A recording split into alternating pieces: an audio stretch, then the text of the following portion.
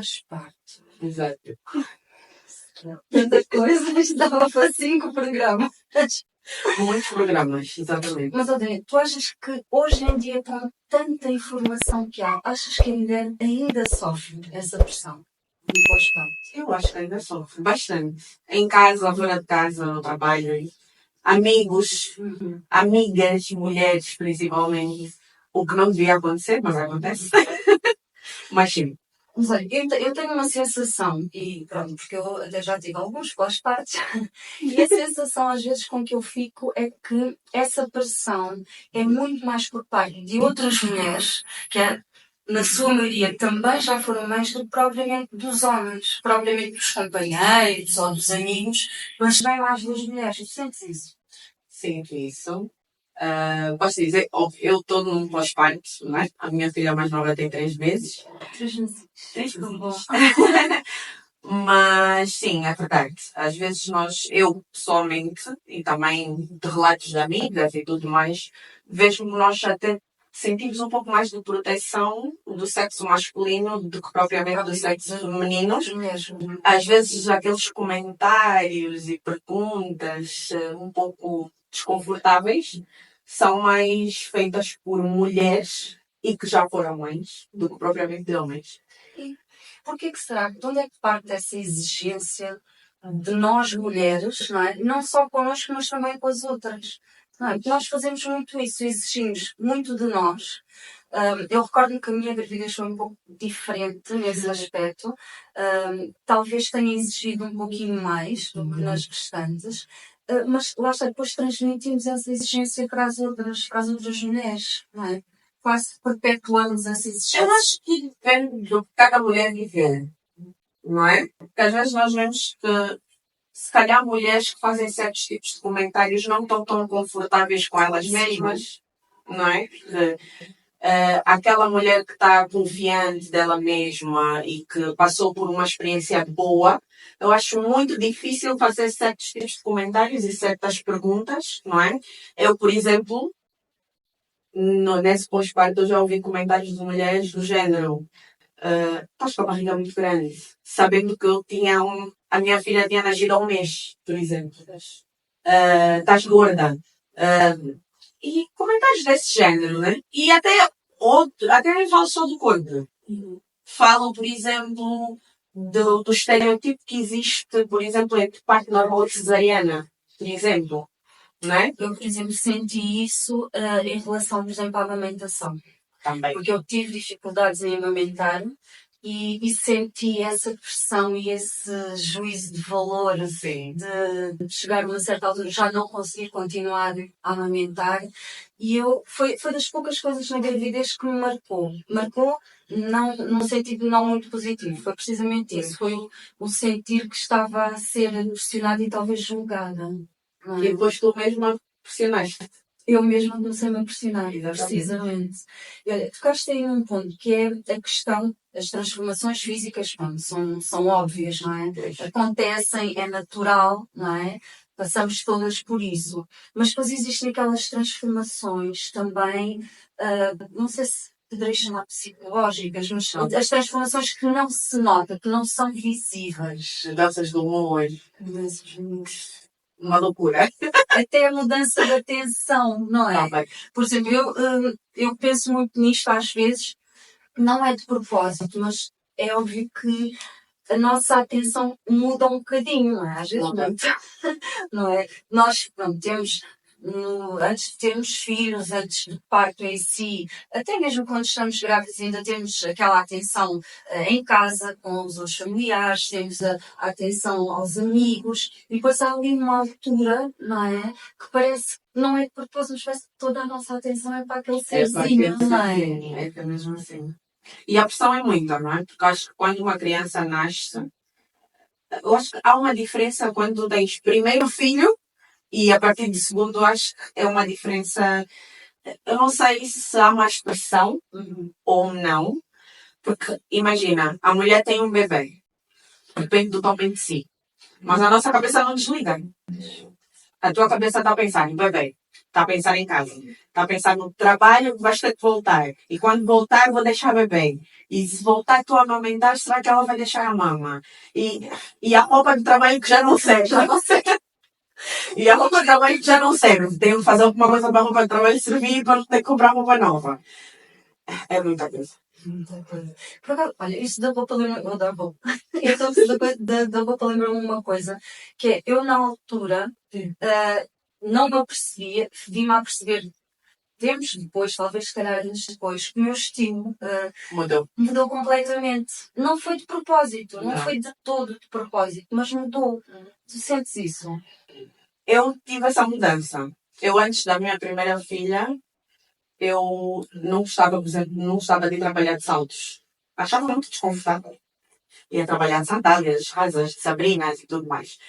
E depois da minha primeira filha, não sei se ganhei um pouco mais de vaidade, não sei explicar, mas passei a investir, por exemplo, mais num salto alto, numa roupa mais elegante para ir trabalhar, mais executiva, e senti essa mudança. Consegui pegar numa montanha de roupa e pôr de lado e ver que o estilo mudou completamente, mas assim.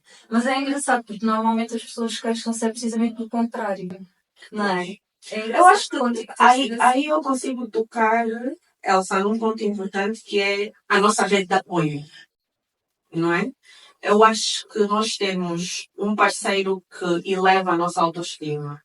Termos amigas que estão sempre ali, Dânia, não te esqueças de ti, Dânia, Elsa, vamos treinar, olha, vamos caminhar, olha, eu acho que tu podias fazer alguma coisa no cabelo, tu sempre gostaste do cabelo.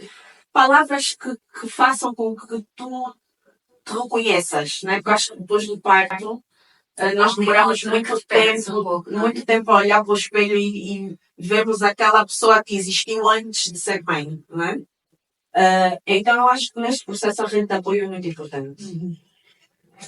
Eu ia te pedir um favor, que era algo que eu devia ter começado logo por fazer. Mas acho que, não sei, senti-me tão confortável que a conversa começou logo. Que é assim, eu vou dar aqui uns cartõezinhos. Depois já voltamos à nossa conversa, que está interessante. Vou-te pedir que escolhas aqui um cartãozinho, eu vou-te fazer uma pergunta. Ok. Vamos ver o que é que... Eu já vi isso nos podcasts anteriores. Então, já sabes que é tranquilo, não é? Ensinar. Não saber que vai calhar comigo, não é? Então vamos lá ver. O que te faz perder a noção do tempo? Tem tudo a ver com o nosso tema também. Sim. Perder a noção do tempo. Eu acho que o tempo que eu gasto em família. Quando eu estou em família. E quando digo família, digo, não é só o meu marido e as minhas filhas. É aquela reunião familiar alegre, com crianças, todo mundo a rir. Esquecer. Todo mundo muito informal, descalços, a brincar, a falar algo que nós angolanos adoramos. Eu acho que sim, isso vai perder a noção do tempo. Vamos a outra? Ok. Verdade. Muito bom. Esta devia ter deixado para o fim.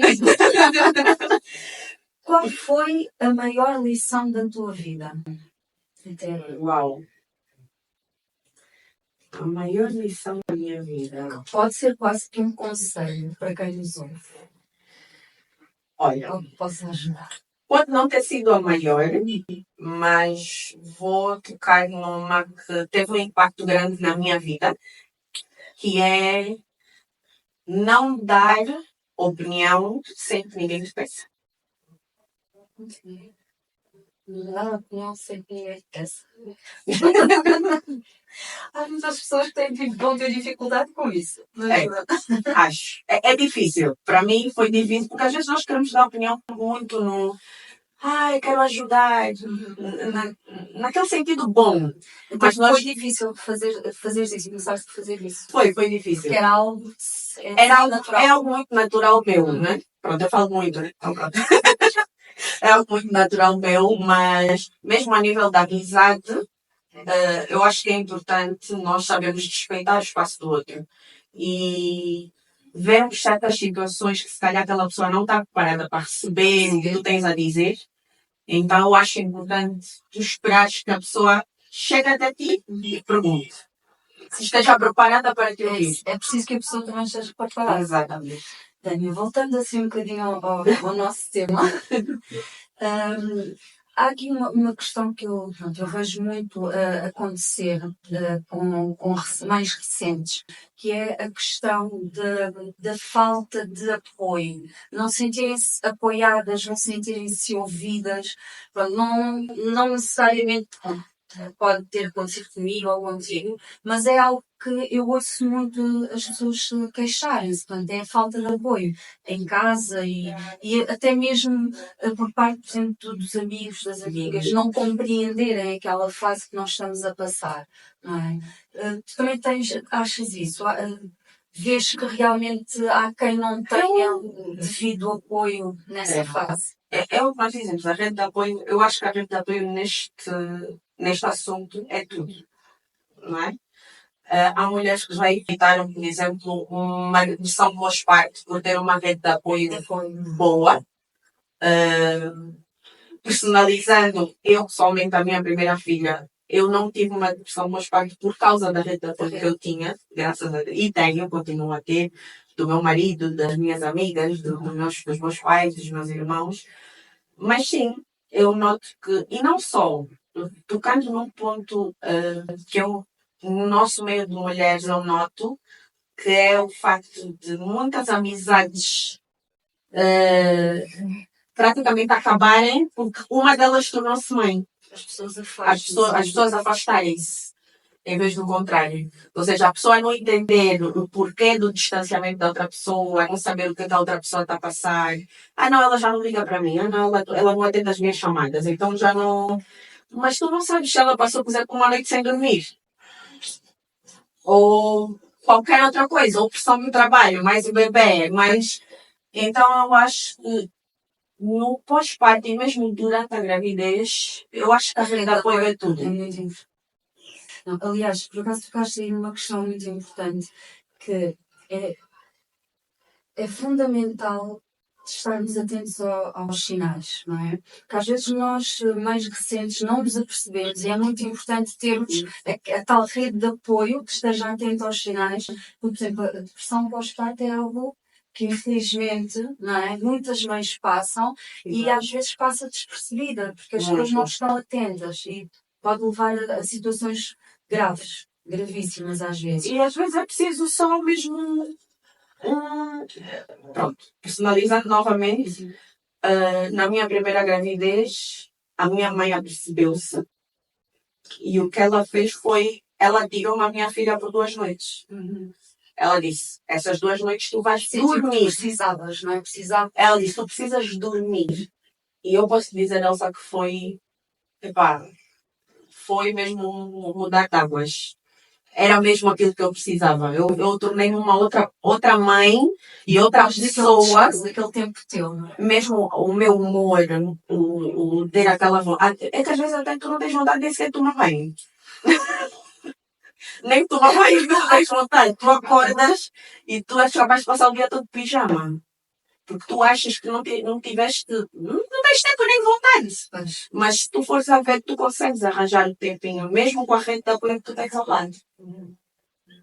Ainda bem que tocámos nesse assunto, porque realmente é algo que eu leio muito sobre o assunto e acho que por ter sido mãe já, dá aquela coisa, aquela vontade de abraçar toda a gente que está a passar. Eu não posso ver uma grávida. Não é? Eu não dá vontade. Eu a mim dá vontade de abraçar todo mundo que está a passar por isso.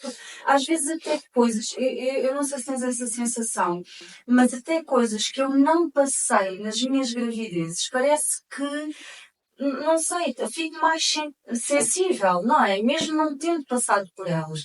Por exemplo, eu, ainda bem também, tive o apoio, continuo a ter o apoio do meu marido, que foi muito grande. Portanto, por exemplo, uma coisa que não me culpo por isso, mas toda a gente fica admirada quando eu digo isto. Que é assim, nenhum dos meus filhos, o primeiro banho foi dado por mim. Só estamos juntas. Estamos juntas, tá bom. Nenhum. Aliás, também não. Eu, porque quando o meu filho mais velho nasceu, eu não tinha mesmo coragem, sou sincera, portanto, não veio com um manual de instruções, não é? E então fiquei com receio, tá bem? E o meu marido, pronto, ficou-se logo. E então, pronto, a mão é grande, ele cabia todo. A mão é grande. Ele está seguro, comigo acho que não. E então acho que quase que se tornou Um hábito. um ritual. E depois as minhas filhas também foi o pai que deu o primeiro banho. E o que vale é que pronto, só o médico incentivou também. Sim, achamos bem que seja o pai. Sim, Fraldas era comigo, bem era com o pai. Por acaso comigo era tudo mesmo com ele. As fraldas eram comigo.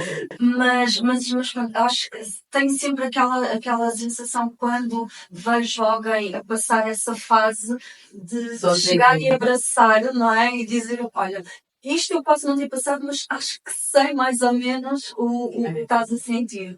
Tu achas que nós criamos, depois de sermos mãe, criamos assim essa sororidade entre mães? Sim. Eu pessoalmente não posso ver uma grávida. Eu quero já constantemente perguntar, olha, está tudo bem? Precisas de alguma coisa?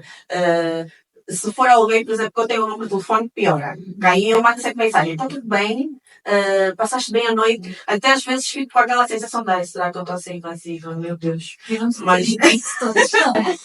Mas sim, cria-se aquele carinho. Até às vezes pode ser alguém que eu não conheça, mas eu sinto um carinho especial, porque é um momento especial, né? Eu acho que eu pessoalmente fico muito triste quando eu vejo mulheres que não conseguem engravidar, que é difícil, e porque eu acho que toda mulher que queira, né? Que existem mulheres que não querem, e temos que respeitar, mas acho que querem, eu peço a Deus que todas consigam, porque é realmente uma das melhores sensações do mundo, ser mãe. Tão bom. Olha, é assim, Daniel. Eu pronto, não sei se fiz ou se falámos sobre todos os assuntos que queríamos falar. Sim. Infelizmente estamos quase a chegar ao fim. Eu queria tanto continuar a conversar contigo. Mas há assim algo, não tenho conselho, mas algo que tu querias dizer ao nosso grupo das mães ou das mães pós-parto que tu achas assim que seja importante ou que para ti foi importante saber ou aprender? Olha, algo importante que eu ouço muito de uma amiga minha chamada Putin, que acho que vocês todos conhecem, que é não se culpem. Não parem com essa cobrança excessiva. É difícil, para mim também foi difícil, mas todos os dias nós tentamos sempre ser a melhor mãe que os nossos filhos precisam. Então, não se comparem com as outras, e não se cobrem. Eu acho que não se culpem pelo que vocês fazem ou deixam de fazer. Eu acho que isso é importante. Muito obrigada. Olha, Dani, para já, eu já agradeci meus acertos. Estou tão contente de estar contigo. Esta primeira entrevista, esta primeira conversa, fora aqui do Obrigada. nosso... Obrigada por ter sido a primeira. Eu nem sabia que era a primeira. Que bom. Olha, e nós tínhamos uma lembrancinha de ti, um miminho, para não te esqueceres desta primeira vez que tiveste. Eu espero que voltes para outros assuntos. É só convidar. E então, só à produção. Muito obrigada. Um miminho. Oh, obrigada. Muito obrigada. Assim, cada vez que olhares, vais-te lembrar de nós. Com certeza. Bem, agora só nos resta despedirmos e lembrar que o que nós estivemos a falar agora dá-se para... Tu pensas que sou uma flor? Ai, mas nem eu sabia. Tão querida, uma caneta. Posso abrir? Sim. Porque agora eu estou curiosa. Até tu estás me vendo assim. Porque a nossa produção é maravilhosa. Eu quero segurar bem para não partir.